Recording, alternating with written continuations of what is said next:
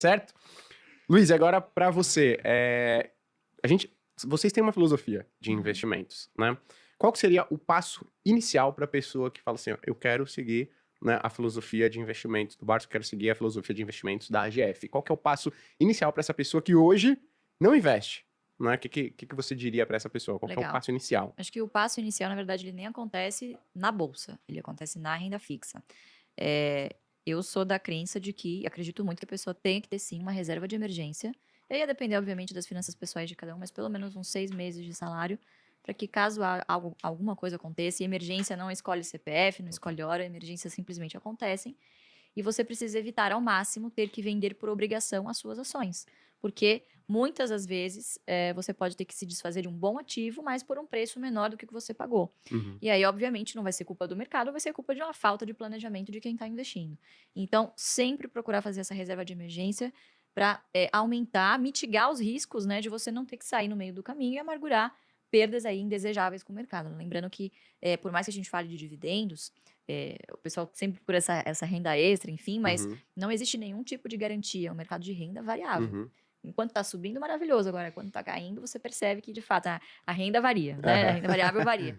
Então, eu acho que o primeiro passo, de fato, é ter essa reserva de emergência, que é um paralelo do você se jogar do avião e saber como é que abre o paraquedas, né? As pessoas geralmente fazem o contrário. Se jogam do avião e no meio do caminho... Tenta pegar. Como é que abre? Tudo vai acontecer. Uhum. Quando vai ver, tem super pouco tempo para ter margem de manobra, né? E acaba não sobrevivendo, né? Então, infelizmente, é o que acontece com a maioria das pessoas, né? Então, acho que esse seria o primeiro passo, ser conservador e ter ali um dinheirinho na sua renda fixa. Você tem.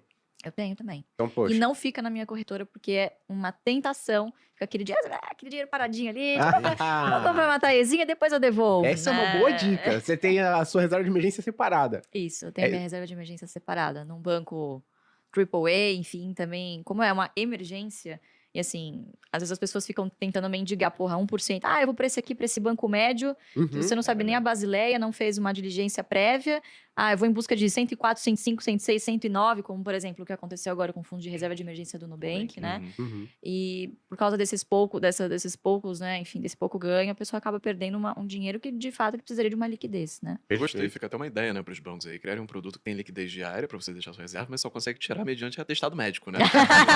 Aí você Excelente, garante. excelente. É uma Muito boa, bom. né? Mas a gente costuma falar que as pessoas pensam em emergência como se fosse algo ruim, mas pode ser algo bom. Eu falo o seguinte, pô, se Bem, você uma receber uma oportunidade, proposta né? de trabalho fora do país, sabe? Se você quer fazer um curso fora, né? Poxa, e aí tá no momento ruim para você resgatar suas ações, qualquer outros ativos que você tenha na carteira, pode ser uma boa você utilizar a reserva de emergência. É um motivo bom também, né? Então...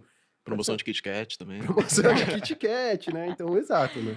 Agora, montei a reserva de emergência. Segundo passo. Legal. Segundo passo é começar a analisar, porque acho que o trabalho mais doloroso de você fazer no início é selecionar as ações que você vai acompanhar. Então, imagina um iniciante, nunca viu nada de bolsa, ele chega no universo de mais de 400 empresas listadas e qual perspectiva que você vai ter que essa pessoa vá analisar? Imagina, gente, nunca. Então, eu selecionaria pelo menos, no máximo, umas 5 boas empresas para você monitorar. E por que isso? No início, dificilmente você vai conseguir acompanhar muitas empresas. Eu estou no mercado desde 2014, eu trabalho desde 2012, eu tenho 15 empresas na minha carteira e já estou no meu limite, assim, não consigo acompanhar mais do que isso.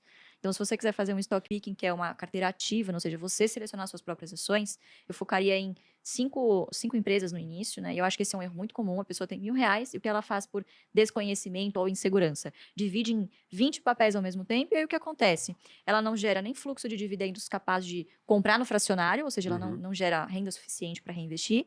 E tampouco vê rentabilidade na sua carteira, porque você está tão pulverizado ali que, enfim... Ibovespa. Exatamente. Seria mais fácil comprar um ETF, né? Uma pena que é um mercado ainda pouco desenvolvido, mas acho que estamos caminhando para isso, né? Sim. Então, eu selecionaria 5 boas empresas para acompanhar e ir alternando essas compras frequentes.